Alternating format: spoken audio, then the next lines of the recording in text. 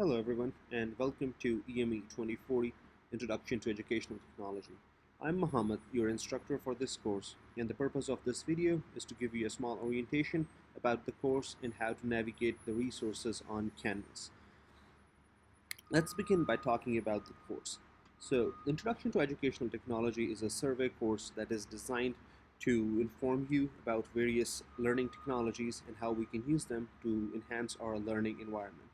In the beginning of this course, we will talk about the field, try to define the field, and discuss about various constructs that form the ecology of the educational technology.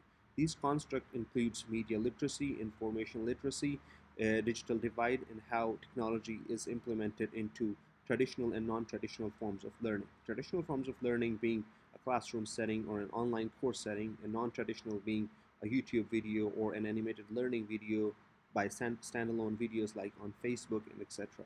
So we'll talk about different theories that are used in the field of educational technology and also how these theories impact the design of the learning media and the instructional design process.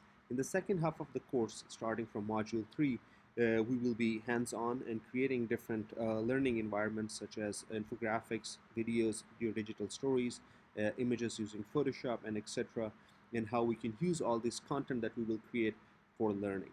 So this course in the summer is set to be asynchronous online, which means we will not be meeting either in person or over Zoom as a class. But in this course, since this is a lab setting course and you have to create a lot of content, I will be available for a one-on-one Zoom meetings with each one of you in case you have any confusion or there is a need for you to talk to me about any of the tools that we're using in this course. So the way you can contact me is through my email, and you can email me at mrahman@ufl.edu, and we will set up a Zoom time and you can meet me via Zoom using this link below. My office hours are Monday 1 to 3 p.m., but I'm not on the Zoom during those 2 hours by default. So you'll have to email me beforehand for me to be available on Monday between my office hours or at any time that you are available. Before we jump into the content of the course, let me talk about some important information regarding the course policies. So I do not accept late work in this course unless there are some very difficult and unusual circumstances that caused the delay. So make sure you submit all your assignments on time. The second thing is that there are a lot of discussion forums in this course that we will be talking and fostering a community of inquiry as a group together in this course. So for all the discussion forum posts, you're required to post your original post, your initial post, at least 2 days before the deadline, and communicate to at least 2 different people within the discussion forum regarding their submissions. So this course has a lot of projects, and these are your hands-on projects, and they make a big portion of your overall grade. So I suggest that you work on these projects way beforehand instead of waiting until the last day. And if you run into any trouble with any of the technologies that we will be using, please reach out to me proactively way before the deadline so that I'm in a position to help you out with it. Last but not the least, I want to talk about your e-portfolios. So in this course, you will be designing an e-portfolio that will incorporate all the work that you will do within this course into that one platform, that one website. So we'll be using different platforms. I recommend using Google Sites, but you're free to use any other platforms that you want to use. And we will talk about the e-portfolios later today in this video as we walk through the Canvas course shell. Let's go ahead and take a look at the Canvas course shell and how it is set up and what's the best way to navigate the Canvas course shell. So this is what the Canvas course shell looks like to you. If you go onto the home page, you will see that the Canvas course shell is divided into 8 modules. Some of them are 1-week modules and some of them are 2-week modules, but it gives you all the information in there. So here is my information over here again, and this is the link you will always use for any Zoom call that's set up between you and me. And here is my email address to reach out to me. So the first thing I will recommend you to start is to click at the Start Here button and go through this brief orientation text about the course. So this will help you understand what this course is about, what this field is about, and how to progress in this course. This next thing I want you to do is to read the syllabus. You can look at the syllabus by clicking on the syllabus option over here, or you can navigate to it through the syllabus link in the left hand menu. So once you click on the syllabus, you can see that over here in the syllabus file, you can see that our course started on May 10th, which was yesterday, and will go all the way up till August 6th. You can find all my information and course description in the syllabus, including our weekly arrangement for activities. And all these activities are available to you in the module as well. And in this table below, you will see the deadlines for all the assignments that are coming up. The best way to navigate this course is through the modules tab. So if you go to the modules tab, you will see all 8 modules for this course over here. And in the beginning, you have the orientation module, which gives you a lot of different resources on how to progress through this course, including details of your projects, your assignments, and other resources. If you see over here, you have these 2 discussion forums that are open discussion forums. In the technical issues forum, you can talk about any technical issues that you're facing with any technology that we're using, or any apps that we're using, let's say with Photoshop or with any of the digital storytelling platforms.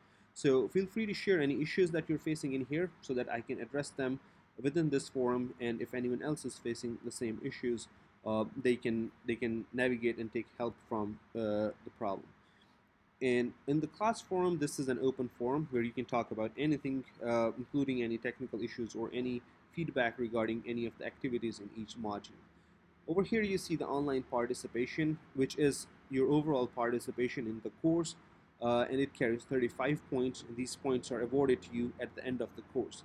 So how this online participation points are set up, it includes your timestamps on Canvas and how long you have spent on Canvas to do the activities related to this course, including your overall participation in the participation activities. Now let's look at the modules. So if you see, each module is set up kind of in a similar manner. The first 2 tabs are your objectives and the course content, such as readings and videos and tutorials, and each module would have these 2 tabs that would give you an idea on what objectives we're trying to achieve in the module and what content you have to cover to be able to attempt all the different activities that are below them. So the first 2 modules, as I said in the beginning, are more related to the theories and the ecology of educational technology, and starting module 3 onwards, we're going to be working on different projects and assignments using different educational technology tools. So in module 3, you see that you start on your digital poster project, and you come up with those ideas for your digital poster, and the instructions are over here, but this poster is not due until module 7. So you will start working on this digital poster, but you will submit it in in module 7. And we will have an online digital poster presentation session in which we will talk about how you created that digital poster. And then the rest of the projects are due within those modules, such as module 4 has your images, in which we will learn a key skill that is Photoshop and create an image using a learning image using Photoshop. Module 5 is about digital storytelling, and productivity tools are covered in module 6, and we talk about emerging learning technologies in module 7, and module 8 is about careers in EdTech. So let's begin by module 1, because this is what we are focusing on in this first 2 weeks. But I will be posting videos about each module at the beginning of the module as we go. Another important thing before we jump into module 1 is this announcement button over here. So you can click on the announcements and look at active announcement that I post almost every week to give you an outline of the work that we will be doing within that week. So as you see, I have posted this announcement about the issues that we faced with Canvas yesterday, and the course syllabus, and my introductory message to you about the course. Let's jump back to our module 1 and let's talk about what we are working in module 1. So after you have read the syllabus, I would suggest that you take the syllabus quiz, and also make a small video, a very informal video about your introduction, so that we all get to know each other. The next thing that is due within the first week is your discussion forum, which is about defining the field of educational technology. As you see that some of the students have already participated in it, And I have also participated myself and gave you my initial definition of the field of educational technology and what I think about the field and how I define it. Everyone's definition would be different, and that is perfectly fine because this field is evolving and everyone sees this field in a totally different manner. So, and that's perfectly all right. Now let's jump back to module 1 because I wanted to bring your attention to our e-portfolio setup that is due at the end of the module 1. So you will set up an e-portfolio using Google Sites or any other free platform where you can create your sites, and this platform will include all your um, work that we will do in this course and also a student e-portfolio. So if you click on it, you'll have all the details for it. So you have to create two different sites, such as your student e-portfolio and your course e-portfolio. And please make sure that both these sites are linked. And if you have any, I will make a separate video tutorial on how to create Google Sites. But if you have any issues creating this project, please feel free to reach out to me. You can see different examples over here on how other students have done it. But if you have any troubles, please feel free to reach out to me. So going back to module 1, in the second week of the module 1, we will be participating in a digital identity activity in which we will talk about various social media platforms, various online platforms that formulate our digital identity and how we map it, and how we can use digital identity in the context of educational technology and benefit from it while helping people learn using different learning technologies. So this is all about module 1. If you have any questions regarding module 1 or the course in general, please feel free to reach out. I felt necessary to make this small video to give you an orientation about the course and what my expectations are with the course, and especially how we're going to progress in module 1. So if you have any questions, you have my email, you have these discussion forums to talk about these questions with me.